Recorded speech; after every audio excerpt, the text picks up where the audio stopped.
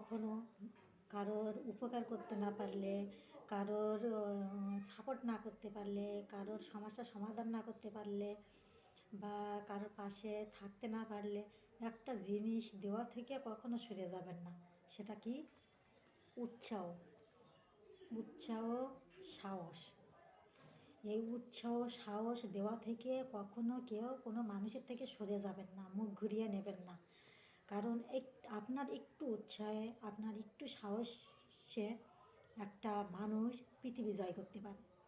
এটা মাথায় রাখবেন। কারণ সাহস আর উৎসাহ পেলে এমন এমন মানুষ আছে, এমন এমন মানুষের ভেতরে প্রতিভা আছে, সেটা কি তারা জাগাতে পারে।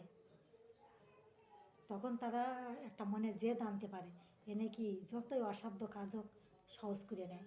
এই জন্য অনেক ক্ষেত্রে দেখা যায় আমরা ছোট্ট ছোট্ট বিষয়গুলো অনেক কঠিন ভাবি, অনেক কঠিন করে ফেলি। কেন বলুন তো? ভয়ে, একটু উৎসাহ না পাওয়ার কারণে। কারণ এটা কি পারবো, এটা কি হবে, এটা কি হবে না। কিন্তু মানুষের দ্বারাই সব ভালো করা সম্ভব। পৃথিবীতে যতই কঠিন জটিল জিনিস থাকুক, কর্ম থাকুক না কেন, মানুষের দ্বারাই সব সম্ভব।